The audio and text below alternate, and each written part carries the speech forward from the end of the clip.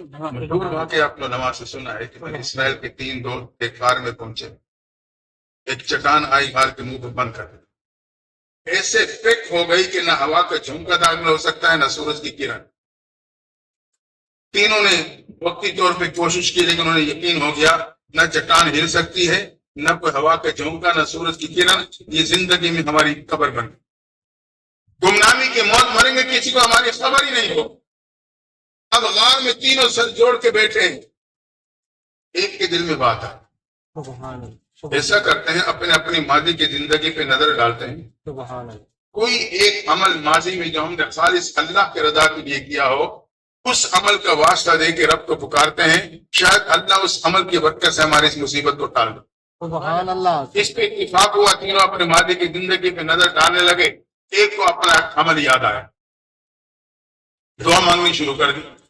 اللہ، ایک مزدور میرے پاس مزدوری کیا کرتا تھا، مزدوری لیے بغیر اطلاع کے چلا گیا، اس کے انتظار میں رہا، لوٹ کے نہ آیا، اس کی مزدوری میں نے ایک طرف الگ کر کے رکھ دی، لیکن مجھے خطرہ لائق ہونے لگا کہ اپنی ضرورت میں بامر مجبوری استعمال نہ کر بیٹھے، میں اس کی تلاش میں نکلا، نہ پا سکا، انتظار میں رہا، نہ آیا، حتیٰ کہ میں نے اس کی مزدوری کی رقم سے ایک بکری خریدی، اس کو پالتا رہا، اس نے بچے دیے، انہیں سنبھالتا رہا، اتنا طویل عرصہ گزرا کہ بکری سے بکریوں کا ریوڑ بن گیا، اتنے میں مزدور کہیں سے آ لیا، مجھے کہنے لگا مجھے جانتے ہو؟ میں نے کہا کیوں نہیں، تیرے انتظار میں تھا، تیری تلاش میں تھا، مگر تجھے پا نہ سکا، کہا جو میری مزدوری بنتی ہے وہ مجھے دے دو، اور تو کہا یاد نہ، اگر تیری رضا کے لیے میں نے اسے ہاتھ سے پکڑا، بکریوں کے ریوڑ کے پاس لے کے گیا، میں نے کہا سارے ریوڑ تیری مزدوری کے ساتھ لے جا، وہ رو پڑا تھا، میرے سے مذاق مت کرو، میں جو چند سکوں کے بدلے میں مزدوری کرتا ہوں، تو میرا حق بنتا ہے مجھے دے دو، میری نفس کو کیوں مجروح کرتے ہو، میری غربت کا کیوں مذاق اڑاتے ہو، اگر تیری رضا کے لیے پورا ریوڑ میں نے مزدوری میں دے کے اس عزت سے سچ لیا، اس عمل کا واسطہ دیتا ہو، پریشانی کو ٹال دینا، اس کی دعا کا مکمل ہونا تھا، چٹان تھوڑی سی کھسک جاتی ہے۔ سبحان اللہ، سبحان اللہ، سبحان اللہ، مقبول عمل میں کتنی طاقت، سبحان اللہ، سبحان اللہ۔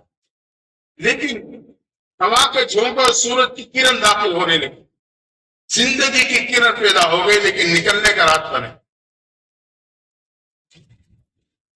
تو پہلی بات معلوم ہے، اگر میں اور آپ اپنے معاملات میں امانت و صداقت کو پیدا کر لیں گے تو اللہ چٹان جیسی رکاوٹوں کو ہٹا دے۔ آج میری ماں، بہن اور بیٹی اور میرا تاجر وہ اس شکوے کا شکار ہے کہ جو میرے ہر کام میں رکاوٹ ہے، رشتوں میں رکاوٹ ہے، میری تجارت کاروبار میں رکاوٹ ہے، مجھے قرآن اصول ملا، اگر میں اپنے معاملات امانت صداقت کے بنیاد پہ کروں گا، اللہ تعالیٰ چٹان جیسی رکاوٹوں کو ہٹا دے۔ اتنے میں دوسروں کا اپنا عمل یاد آئے، دوسرے ساتھی نے، اس نے دعا شروع کر دی، یا اللہ میرے ایک بڑھیا ماں تھی، میں محنت مزدوری کیا کرتا تھا، روزانہ شام کو جب لوٹتا تو دودھ گرم کر کے ماں کی چارکی کے پاس آتا، جب ماں دودھ نوش کر لیتی تو بچوں کی طرف لوٹ جاتا۔ ایک رات حسب معمول دودھ گرم کر کے ماں کے پاس آیا تو آج ماں وقت سے پہلے نیند کے آغوش میں جا چکی تھی۔ میں نے ماں کو جگا کے تکلیف دینا برداشت نہ کیا، خود انتظار میں کھڑے ہو کے تکلیف برداشت کرتا رہا حتیٰ کہ رات کا آدھا حصہ گزرا، ماں نہ جاگی، اکثر حصہ گزرا، ماں نہ جاگی، یہاں تک کہ فجر کی اذانیں آئی، ماں کی آنکھ پوری اٹھ کے بیٹھی، میں نے دودھ کا پیالہ پیش کر دیا، جب ماں نے دودھ نوش کیا تو بچوں کی طرف لوٹا، اللہ ماں باپ کی خدمت اگر میں نے تیری رضا کے لیے کی ہے، اس عمل کا واسطہ دیتا ہوں، پریشانی کو ٹال دینا، دعا کا مکمل ہونا تھا کہ چٹان تھوڑی سی اور کھسک جاتی ہے۔ سبحان اللہ۔ زندگی کو امید بڑھ گئی لیکن نکلنے کا بھی راستہ نہیں۔ معلوم ہوا کہ ماں باپ کی خدمت چٹان جیسی رکاوٹوں کو ہلا کے رکھتے۔ بے شک، بے شک۔ ماں باپ دونوں میں سے ایک اگر زندہ یا دنیا سے جا چکے ہیں تب بھی ہم خدمت کر سکتے۔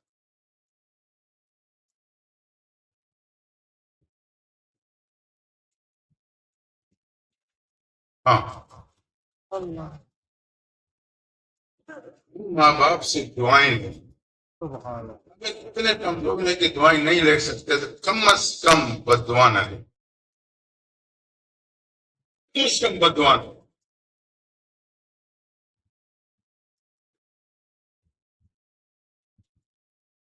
ایک ماں باپ کے یہاں اکلوتا بیٹا پیدا ہوا. انہوں نے پالا سنبھالا پڑھایا پڑھ لکھ دیا, من پسند کی شادی کی, بیوی کو ساتھ لیے, کاغذات بنوائے, اس دور میں سعودی رہنے لگے.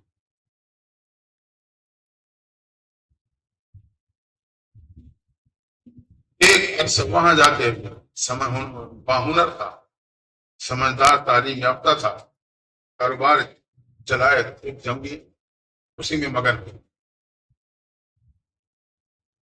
25 سال کا عرصہ گزرا, ایک دفعہ بھی واپس لوٹ کے آ کے ماں باپ کی خیر و خبر نہیں لی.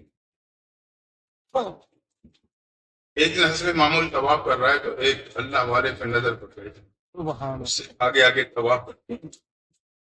اس کے دل میں بات آئی کہ طواف مکمل ہونے پہ میں آج انہیں اپنی دل کی بات کہہ دوں. طواف مکمل ہوا تو کریں گے. حضرت دل کی بات کہنا چاہتا ہوں. بیٹا کہو کیا بات ہے؟ کہا مجھے یہاں 25 سال ہو چکے ہیں, میں نے حج بھی کیے, عمرے بھی کیے, طواف بھی کرتا ہوں, آج میں آپ کے پیچھے پیچھے طواف میں تھا, لیکن میرے ساتھ ایک بڑا عجیب سا معاملہ ہے.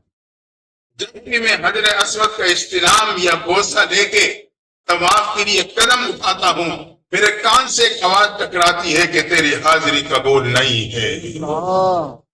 تڑپ جاتا, سوچتا ہوں اس در کو چھوڑوں تو کس در پہ جاؤں. بس جیسے کیسے عمل پورا کر کے چلا جاتا. علی مدین نے جب یہ بات سنی تو ایک حدیث مبارکہ ان کے سامنے ہے, اس کی روشنی میں جواب دیا. کہا بیٹا, ایک موقع پہ محبوب پیغمبر صحابہ کے ساتھ خانہ کعبہ کا طواف فرما رہے تھے. اچانک خانہ کعبہ کو مخاطب ہوئے. کہا کعبہ, یقین تو بڑی حرمت اور عزت والا ہے, لیکن ایک مسلمان اور ایمان والے کی حرمت اور عزت تیرے سے بھی بڑھ کر ہے. کہا بیٹا, لگتا ہے تو کسی کا دل توڑ کے آیا ہے. یہ سننا تھا, اسے اپنے ماضی کی کہانی یاد آ گئی. کسی کے دل کیا, بوڑھے ماں باپ کا دل توڑ کے بیٹھا. اسے ذہن بنا لی, کاغذات بنواؤں گا, جا کے خیر و خبر دوں گا. کاغذات بنوائے, ویزا لیا, آیا اپنے ملک پاکستان ایئرپورٹ سے اپنے شہر سے اپنی بستی سٹاپ پہ پہنچا تو 25 سال میں نقشے تبدیل. اسے اندازہ نہیں کہ ماں باپ کو چار دیواری میں چھوڑ کے گیا تھا. وہیں باہر سٹاپ پہ انتظار کرنے لگا. نوجوان بستی سے آ رہا تھا, آگے بڑھا. کہا نوجوان تو اس بستی کا رہنے والا, ہم اسی بستی کا رہنے والا ہوں, کیا تو بتا سکتا ہے یہاں ایک چار دیواری میں بوڑھے ماں باپ تھے, ان کے اکلوتا بیٹا تھا, من پسند کی شادی کر کے سعودیہ نکل گیا تھا, اور پھر گوئے کے اتنے عرصے گزر گئے, وہ لوٹ کر نہیں آیا. کیا تو بتا سکتا ہے وہ بوڑھے ماں باپ کون سی چار دیواری میں ہے؟ اس نے کہا ہاں میں انہیں جانتا ہوں, ان کا ایک بدبخت بیٹا تھا, ایک عرصہ گزر گیا, ایک مرتبہ واپس آ کے اس نے ماں باپ کو خیر و خبر نہیں لی. پھر جب رہنمائی کی یہ چیخ مار کے کہنے لگا, کہا وہ بدبخت میں ہوں, وہ بدبخت میں ہوں. آخرکار قدم بڑھاتے ہوئے چار دیواری کے دروازے پہ پہنچا, وہاں قدم پھر رک گئے. ماں تو مجھے قریب آنے نہیں دے گی. اس نوجوان نے جو بستی کا رہنے والا تھا, اس نے بتایا کہ 4 دن قبل اس کا باپ دنیا سے جا چکا ہے.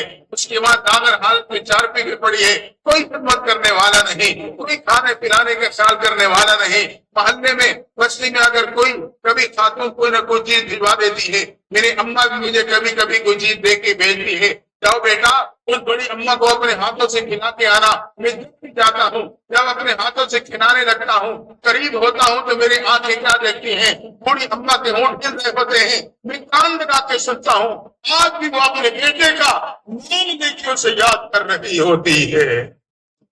اس کی چیخیں نکل آگے بڑھا, دروازے میں جا کر ماں تو سلام کا جواب نہیں دے. وہ تو مجھے سینے سے نہیں لگائے, قریب بھی نہیں آنے دی. کاش کے سے معلوم ہوتا کہ ماں کون ہوتی. یاد رکھنا, ماں 4 صفات کا مجموعہ ہے: اخلاص, محبت, ایثار اور صبر. ہر موقع پہ اولاد کو مقدم رکھے, لیکن پھر بھی اس اولاد کی طرف سے اگر تکلیف پہنچے, انتقام نہیں لے گی, صبر کرے. یہ 4 صفات جب جمع ہوتے ہیں اس سے ماں بنتی. داخل ہوا, ماں کی چارپی کے قریب جا کے کھڑا ہوا, ہاں ماں تیرا فلاں بیٹا آ گیا. آواز سننا تھا, وہ لاغر جسم اس میں زندگی کی لہر دوڑی. झटके से वो जिस्म उठ के बैठा, एक नहीं तपतपाता हुआ हाथ आगे बढ़ने लगा, बेटे के सर को करीब करके उसके पेशानी पे बोसा लिया, कहा बेटा तूने आने में बहुत देर कर दी है, मैं रो रो के तेरी जुदाई की मैं आंखों की बीनाई से महरूम हो चुकी हूँ, देख तो नहीं सकते मगर आवाज सुन रही हूँ। करीब करके पेशानी में बोसा लिया और झटके से वो जिस्म गिरा, हमेशा के लिए ठंडा हो। आज की औलाद कहती है कि माँ बाप औलाद को भुला देते, याद रखना, और ये औलाद की भूल होती है, माँ बाप औलाद को नहीं भुलाते। कायनात में दो हस्तियां हैं जो भुलाने पे भी नहीं भुलाती, ये अल्लाह की हस्ती है, या अम्मा की हस्ती है। रब कहता है ज़करतनी ज़करतुक व इन नसीतनी ज़करतुक, मेरे बंदा अगर तू मुझे नहीं याद करेगा तब भी मैं तुझे याद करूंगा। सुभान अल्लाह। यह बात हस्ती है जो भुलाने पे नहीं भुलाती है। हाँ, तो माँ बाप की खिदमत रुकावटों को हटा देती।